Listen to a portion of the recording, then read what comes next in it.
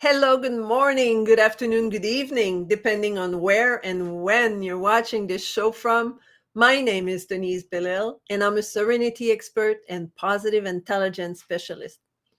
Welcome to the It's All Good show. Look who's here for a chat.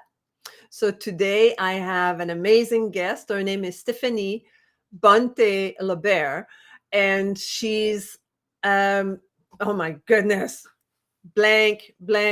That's a spoop. She's because she does a lot of stuff, so I couldn't remember everything. She's a keynote performer, voice, presentation, and sales coach, founder, and empowered business networking. About that, so how can I remember all that? She's amazing. I look forward to interview her. But before we start, I would like to introduce you to the show. Why do I call it It's All Good? First of all, it's because it's my favorite cup. It's all good. When I decided to do the show, I was drinking my water in the morning and I was like, how am I going to call my show? And then I look at my cup, it's all good, and I say, oh, that would be silly to call it up after a cup. But in reality, I say that all the time. And why would I say that all the time?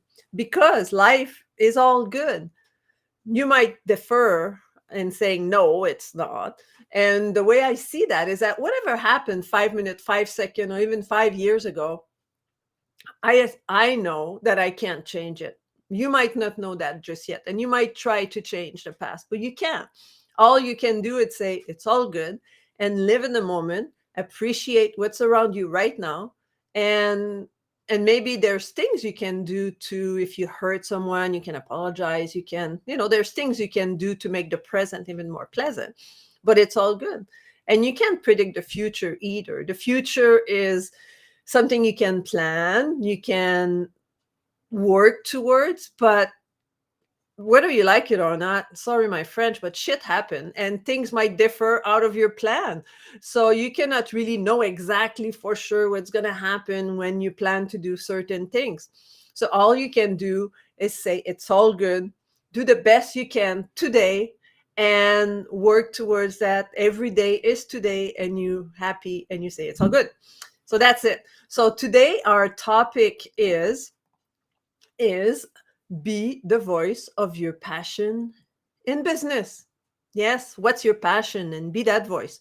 So how to connect, create, and captivate using your voice and your message so that you can build your business faster. So I'm really interested to know what Stephanie is going to say. So here she is. I can't wait to hear from you, Stephanie. Welcome to the It's All Good show. Lucas here for a chat. Thank you, Denise. I'm so excited to be here with you. I'm glad you're here. So please, Stephanie, I didn't say anything about you beside reading your long list of who you are and what you do. So why don't you describe to us, like, what is all that and how do you do that? Yeah, so I went to college and got my bachelor's and master's in vocal performance. So I graduated as an opera singer, quite frankly. That's what you are when you have a master's in classical singing Yeah, training. And I moved to New York City and performed in musicals, operas, cabaret, dinner theater, did the whole shebang, right. and then ended up marrying my husband, moving to Maryland, and I was a voice coach, a singing teacher for many, many years. And then I started working with business owners because there were a lot of skill sets that I had developed selling myself in an audition room, as a singer, as an actress, that could translate to the business world. So I started working with business owners and how they were showing up at networking events, how they were talking to their potential prospects, how they were connecting with people from the front of the room, whether they were nervous in front of groups. So Hmm. I was helping on lots of different areas, and along the way, became a coach for sales as well. I'm certified in a method that's based in personality science, and Wow. so I have a lot of tools on my tool belt. Yeah. And I still sing. I still love to sing. I have Oh, my own nice. singing a cappella group called Drop the Mic, and we just performed last weekend actually, which was super fun. And so I do have a lot of things going on, Denise. You're absolutely right. Wow, that's amazing. So you left Broadway and then you went and raised a family, I imagine, Yeah, and I have a then yeah, Yeah, I go have a ahead. 10-year-old. I have a 10-year-old son, Oh, Braden, nice. who, is starting 5th grade, this September, and yeah, just, a mom and a wife and everything else too. Is your son into the entertainment life a little bit? Is he like, sometimes? Well, he is very much like he's a very outgoing kid and he Yeah. loves to make friends and he loves to be active, but I just actually signed him up to try out instrumental music program this year. Oh, So yeah. he's going to Yeah. do because I taught him piano the last year. I started teaching him some piano, so he's going to do percussion, which includes the bells this year. So we'll see how things go. It's fifth grade, so Yeah, yeah, yeah. And wait until you say, "Mom, I need a drum kit." And it's like, right. that's when you know how to insulate a room so the sound doesn't come out. Yeah, we'll see how things go. I like to take things just as you said, take things one day at a time, like in the We'll go moment. with the bell. That's right. The bell's fine, the little triangle, right? I Yeah. remember playing the triangle when I was in elementary school, you Oh, know? yeah. Yeah, we did all the music classes, because I obviously Yeah. love music, so we did all the little Yeah. toddler music classes Oh, and all of cool. that, and it was fun teaching him piano, the last year as well. We did homeschooling the last 2 years during the pandemic, Mhm, mhm. so, And his piano music was class part of that. yeah, his music class was his mother teaching him piano lessons. Well, that's good, that's Yeah. good. These are skills that you never regret having because like learning to play guitars or learning to piano, if your son's listening to this at some point, when you grow up and you can sit on a piano and play nice I can't even say ballet, and then your lady's listening and she'll be like, oh, so you'll Yes, say, there's thank you, mom. skills. Those are skills that you can take with you into all kinds of, scenarios, so Yeah, say, thank you, mom. that's right. So let's go to our topic. So the topic is be the voice of your passion in business. So tell me more about that. So how can someone be the voice of yourself in Yeah, business? well, this really comes from my own story of really leaning into what I was passionate about. So I have Mhm. always loved to sing ever since I was a toddler. My earliest memories are of singing nursery rhymes everywhere I went. In fact, my mother likes to tell a story about how she would drive me around. And this was before seat belt laws were in place. I was standing in the back seat Yeah, of my yeah, yeah. parents' Ford Comet with the big bench seat leaning up against, singing songs as she would drive around. And one night it was late and it suddenly got really quiet in the car. And she looked over and I had sung myself to sleep. I'd fallen over the bench seat. How nice that she didn't have to sing me to sleep. I sung myself to sleep with the sound of my own voice. So I've always loved singing. And I knew all through high school I was going to go into college and be a music major. Well, my parents kept Mhm. saying to me, well, you're going to be an education major, right? You're going to become a teacher. And I was like, well, I don't know if I really want to do public school education. I really want to sing on stages. I really want to perform. Mhm. So I basically went for it and did performance major and then got my master's in it as well. And even though it's not a full-time job for me to be a paid singing performer right now, the skill sets that I learned leaning into what I love and doing what I love have served me in every capacity, every job I've Mhm. ever had since my own business, having my own business, whether I was a singing teacher or teaching business owners how to speak and use their voice powerfully. It's all been connected and it's all been connected through that thread of being connected to the passion that I wanted to do, how I wanted to help people by using their voice more powerfully in the world. So, being the voice of your passions is really getting connected to that. Like, what is your purpose voice? I call it your purpose voice, right? There Uh-huh. are three voices I talk about. The one is the purpose voice. Like, what are you meant to say in the world? Then there's your physical voice. So, how do you use your body? How do you use your physical voice to actually deliver the messages that you're Yeah. meant to share with the world? And then the third one, I call it the mental voice. And this is really the structure of your talk and the words that you choose to use. So all Yeah, of those that's kind my of specialty. the fine details, right? Yeah. And most people, they do this backwards. Most people, when they're communicating, especially something important, they'll write it out. They'll think through what they want to say. They'll kind of get into the nitty gritty. But if they're not connected to the physical voice or the purpose voice first, they end up stumbling. They end up maybe Mhm. not saying it the way they really wanted Yeah, to say. Miscommunication happens. So when we can flip that on its head, that's what I do. That's what I help people with. I love that. That's amazing because you can have the most beautiful rehearse internal script, but if it doesn't come out, or if it come out like yeah, I know it by heart, but I just can't say it. And I Yeah, see that a lot with Toastmasters. I've been with Toastmasters for years, and people, you would think that they know their speech, they know what they want to talk about, but when they come to speak, they're just like so shy, or not knowing how to express themselves, or they're monotone and nobody wants to listen to that. So exactly. Exactly. And this really speaks to confidence as mhm, being one of the key pieces. And when you're connected to your purpose voice, your confidence actually goes up. And then being connected to your physical voice, knowing how to physically work your instrument, because I really consider your body as your instrument. Right? So you're playing your own instrument. So does it sound the way you want it to sound? Is it the type of tonality that you really want to mhm, have? Are you interesting sounding? So sometimes I talk about the sound of your voice as being related to music, yeah, right? If you heard a song and all you heard was one note, and the whole song was just one note, and every time the person would sing, it would be on the same exact note. After a while, you would get really, really bored. Right? So same thing, that's what we call the monotone speaker, right? Essentially, they don't have a lot of up and down yeah, in the sound of their voice. So being that captivating speaker or communicator is really tapping into your instrument. yeah. So that purpose is the confidence, the instrument is the physical voice, and then the words will flow more easily. All that overthinking that people have, well, I forget what I'm going to say. What should I say? All that can actually start to resolve itself when you're really connected to the other two pieces. I love that. I love that. And thank you for singing. See, I Yeah, knew it was going to make you sing at you some point. got me to sing. You got me to sing. But I feel that, and I hear people, and sometimes, like I was talking with a friend of mine, and she follows, she buy the courses of Tony Robbins, right? Mhm.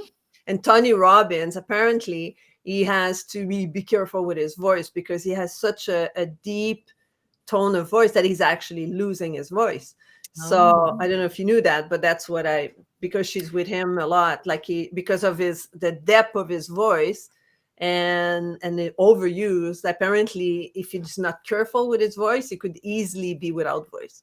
Yeah, I And mean, you have to have good technique, right? There's always that yeah, technique and, opera singers, they sing without microphones over an entire orchestra, yeah, right? And how do they do that night after night after night? They have really, really good technique. So yeah, Tony may be suffering from some technique issues, right? Because he he has to knows, use yeah, his voice so much. yeah. So I'm glad he's got a coach. Yeah, yeah, yeah. He's being definitely coach Yeah. on how to use his voice, because he's always been the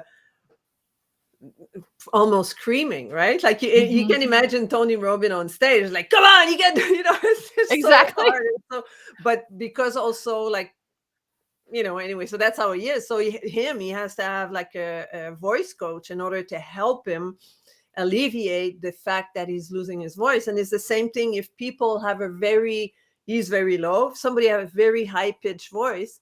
I imagine the same problem can come. Somebody that's not like that, and always, without finding the level where he can speak properly, then eventually that will also like be overused and tiresome, right? Yeah, well, So, there is a phrase called optimal pitch. So mhm, optimal pitch is where your voice should hang around more often to create the best resonance. yeah, So your voice sounds the nicest, it cuts through sound in the room the easiest. So optimal pitch is something that vocal technicians will help someone find so that they yeah. aren't too high when they're speaking and they're not too low when they're speaking, but they're actually maximizing the efficiency of their voice. So yeah, that's a real thing. And I remember doing an exercise with a voice coach. It was a workshop, and then we had different little coaches that would come, right? And Mhm. we would practice different things. And one of them was a voice coach. And she had us do exercise where you talk like Minnie Mouse, and you Uh-huh. say a specific sentence like Minnie Mouse, and then you talk like Tony Robbins, and then you do specific sentence Tony Robbins, Yeah. and then you talk as yourself. And Yeah. that, what it did to me, it allowed me to find my voice. Yes. By going to Yes. the extreme, then you're more centered. If you usually talk a bit too high, that brought me down, and if I talk a bit too low, that brought Yeah. me up, right? Yeah, absolutely. And I do similar exercises to that with my clients as well, is you want to find center. And what happens is people, their voice is a product of their environment. So the tonality of their parents, the Hmm. tonality of the people in their community. This is where accents come from. Like, what kind of Yeah. accent do you have? Who did you grow up with? Right.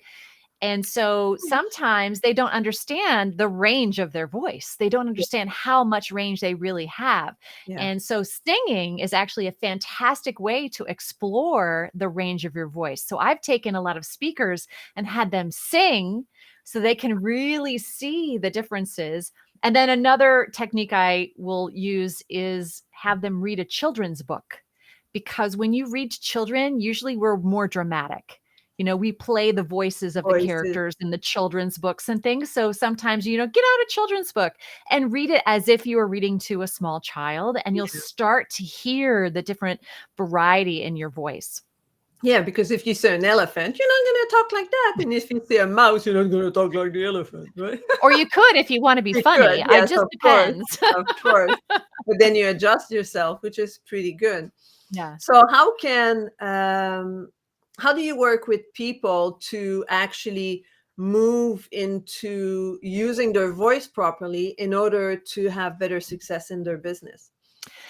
Well, it all starts with how you feel about the sound of your own voice, because I could listen to you speak and say, your voice is beautiful, but if you don't feel good about it, that doesn't matter. What I Yeah. think doesn't matter as much as what you think.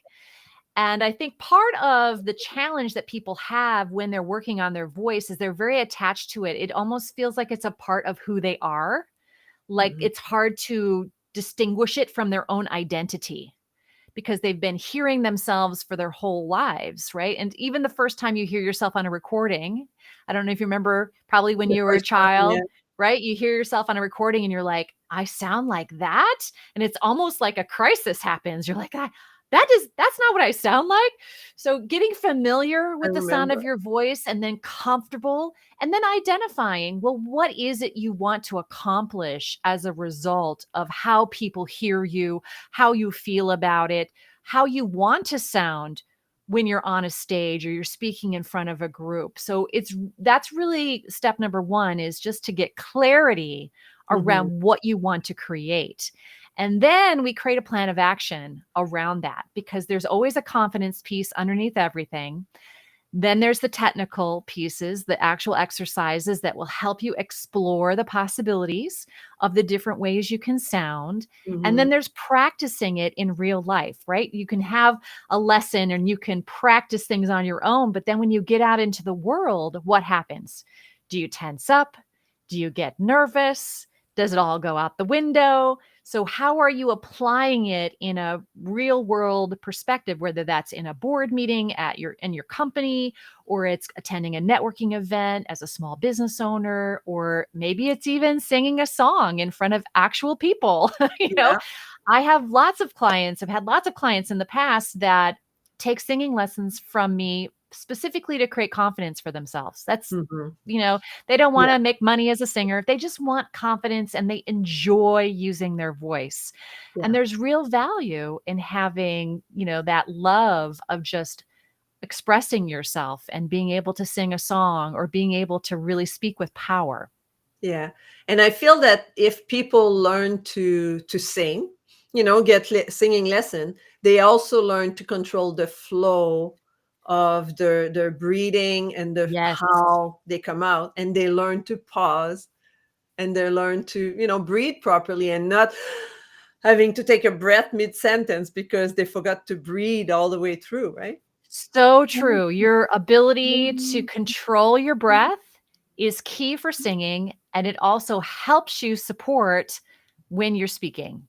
right? They're all connected. So when you hear a dynamic speaker, they usually have great breath support. They usually have range to their voice, all of those technical things that you can learn as a singer. Yeah, yeah. And tonality, like sometimes you just want to whisper, and sometimes you want to make a point and say, that's the way I want it, right? Like Yes, go yes. and make an impact. Exactly. I say the number one vocal technique that will captivate any audience is called vocal variety. Hmm. And vocal variety is made up of 4 P's. So I call it percussion, which is like the rhythm of your voice, Hmm. pacing, which is how fast or how slow you speak. Then there's punch, like suddenly you yell something or suddenly you're very quiet. And then there's the pause, where you let them take it in, right? And so those 4 items, when used really well, can make you completely captivating, can just hold the attention of your audience. And I know these names are not by chance. So these are the 4 P's Yeah. because all of them start with P. So can you just Yes. quickly say them again so people can Yeah. So remember it's them? percussion. So Yeah. that's like the rhythm of your voice, like what's the rhythm? There is pacing, how Hmm. fast or slow. There is the punch. Yeah. Like, do you have like something kind of like comes out? It could also be, honestly, there's also pitch too. So technically there could be 5 here. Pitch is like how high or low, right? Yeah. And then the pause. Yeah. So letting it sink in. Yeah. Wow, this is very important. So, if anything, out of this whole conversation, if you can control these 5 P's, then you're already going to be, a much better speaker and elocutor, right? Like being Yes. able to speak and being heard. And because I feel that sometimes I love what people are saying, but I can't listen to them. Hmm. I know what you mean. I've heard some people speak and there's like what I call vocal fry. Vocal fry is like kind of like a squeaky door kind of sound. And when it gets into people's voices, it's really hard to listen to over a long period of time. So I've had that moment too where I'm like, I really love the content here, but Yeah. I'm distracted. I'm distracted by this kind of creaky door thing that's happening. Mhm. And it is a real issue. I know there's a lot of voice coaches that talk about vocal fry. Mhm. And have you been helping people with accent? I know I have an accent, but I am I don't think my accent is getting in the way, but I've listened to people that their accent is so strong, speaking the second language, that it's hard to follow. You really have to pay attention because what is she really saying? Yeah, I am not an accent expert, so I have not Mhm. worked to help people with their accents specifically, Mhm. although I could offer some general advice if someone Yeah. was worried about it, right? So one of the things that happened to me as a classically trained singer, I lost my Midwest accent. So I grew up in Northern Illinois, Midwest girl, and they have a Midwest accent that does not exist in my voice anymore because it was sort of trained out of me as I Yeah. learned how to sing classical music. So it's kind of funny because I go back to my hometown and people will speak and I'm like, oh yeah, That's what that's what I that's what used it to sounds sound. like. Yeah, exactly. Yeah, if you listen to people in New York, like you can hear that New York act, like that New Totally. York They accent. definitely different regions of the country have Yeah, definite accents to them. And so I think what we're trained in college is sort of like a neutral, it's almost like the broadcasting journalism accent, which is very, very neutral. yeah. And that's sort of what I have now. Mhm. And you sound great. Thank Like you. Thank you. it's a great flat accent in a sense Yeah. that we cannot say, "Oh, where is she from?" And but even just in Quebec, there are people that speak supposedly French in Quebec, and I can't understand what they're saying. Right, like they speak French, but the region where they come from, the accent is so, they have their own, first of all, their own lingo. They talk about they say words that doesn't exist in my vocabulary. And Yeah, then they yeah, have the accent on top of that. It was just like, oh, what are you saying? So I can't imagine these people, that wants to do public speaking yeah, and be understood and heard by the rest of the world. It's like, okay, you got a lot of work to do here. And even some French Canadian that I can hear when they speak French, I understand, but their accent is really strong. And even me, sometimes I have a hard time when I listen to them because I know I have an accent, but it's yeah. just like a Spanish person that speak English have an Right. accent, but it's not. It's not necessarily a bad thing. In fact, I No. think it's kind of lovely at times to hear someone who has an accent, Mhm. right? So Mhm. it's, It is, yeah. there's a quality to it that can be, lovely to listen to. So it's just about assessing whether your communication is actually reaching the other people Yeah, adequately, and for then the how you feel correct about energy. yourself, Yeah. right? So if you feel good about it and they can understand you, then that's all that matters. Yeah, absolutely, absolutely. Because, like, a speaker, somebody that wants to be speaking for a business, or even just when you introduce yourself and all that, I think it's really important that we are aware of the impact, right, and how we are being perceived. So sometimes people don't think about that, and then they wonder, why don't I have business? Why aren't people Yeah, the reaching out? feedback usually is there if you're willing to look at it, right? So if you Mhm, are going to networking events and no one wants to book a call with you, if you are speaking and no one takes you up on your offer, if you are trying to mitigate conflict and it's not working, like there's all kinds of ways that we receive feedback about whether our communication is being effective mhm, in accomplishing what we want. So it's often multi-layered, right? There's no one answer to fix a communication issue. Most mhm, of the mhm. time, there's always that kind of internal Yeah, emotional aspect, and then there's the physical communication, and then there is the words you're choosing to use. Like how are you deciding what to say and to whom and why? yeah. There's a lot of things to look at there. Mhm. So in the work that you do now, what is what is it that you love to do the most with your clients? What's your favorite thing to do with your You know with what your clients? I am really loving my virtual networking group that I have. We have a virtual networking mastermind, and what I love about it is I love facilitating group conversation. I absolutely love setting up a container and saying, let's all come together in a community environment. Let's put forward a topic of conversation. Let's all network. I love that energy of the group dynamic and being able to also connect people together who should know each other. I Mhm, love to say, oh, based on what I know about you, Denise, I've got like 3 people that you should know. Let me make some introductions for you. Like that gets me super excited because I know that I'm helping people get to the next level of their business. And you never know what introduction is going to create an aha moment for someone, because mhm, that's what happened to me. My very first networking event I ever attended, I had never been to business networking before in my life.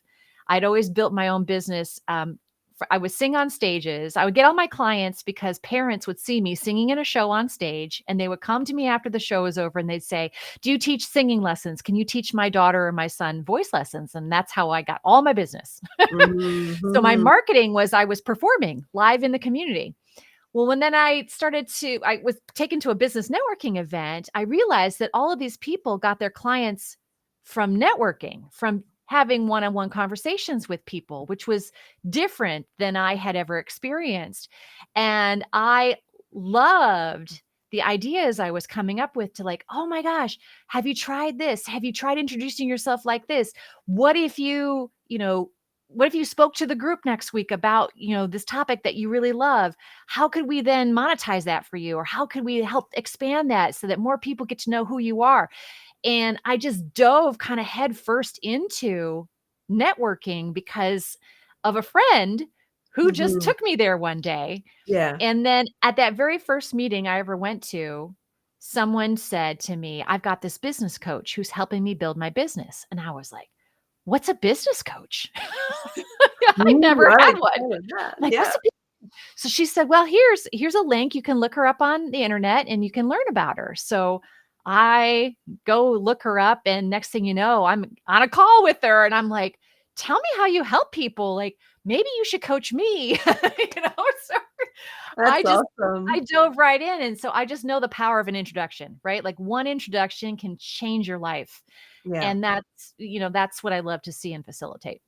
Oh, that's amazing. And now that you've been talking about that, my internal little voice had a little bit of guilt feeling because I know the last 2 months I said, okay, I'm going to go. And I don't know what happened. Different things happened and then I couldn't make it. And then I'm like, okay, October, I got to put that in my calendar. We'll get you to a meeting. There's I one coming know. up September 29th. And then the one after that is going to be it's going to be November 3rd. Oh, so September 29th. Yeah, September 29th, from 2 to 3:30 Eastern. So I know you're on the Pacific Coast, so 11 That's a.m. your 12. time. Yeah. 2, yeah, 11 to, Sorry, 2 to 3:30 my time, which is 11 to 12:30 Pacific yeah, on yeah. the 29th. So you can come that day, or November 3rd will be the next one that guests can come. So, Wonderful. So, yeah. and that brings my next segment is you have a gift for people I too. I do. So if you wanna come visit we have a networking mastermind. So you may visit lots of networking groups out there, and they're all great and fantastic, I'm sure. We have a slightly different twist to ours. We are a networking group, but we're also a mastermind. I actually pre-select the breakout rooms based on who's attending my Mm, events because I'm very intentional about who I want to meet who. yeah, So if you want to come visit, it's a $47 ticket. Normally, if you find me on Eventbrite, it's $47 to come visit my networking group where we allow guests to come.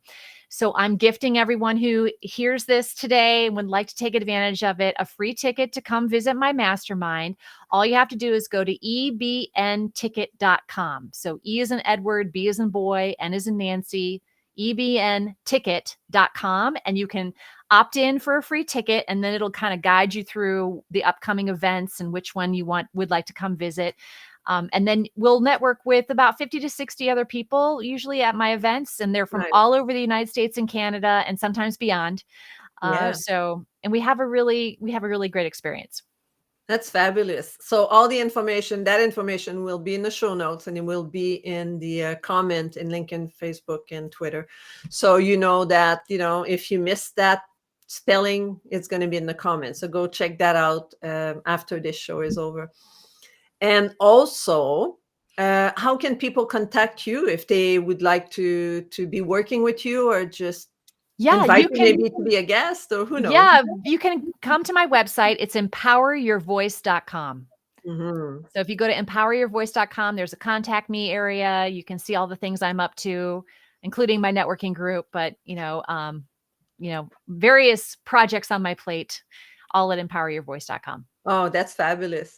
So before we go, I really enjoy our talk. Do you have any last tip that you can give our audience about working with their voices? I would say the biggest tip I could give people especially if they want to create something in their life, right? They want to really build something that's unique, is to not be afraid to use your voice in a way that pushes the boundary, that gets you outside your comfort zone.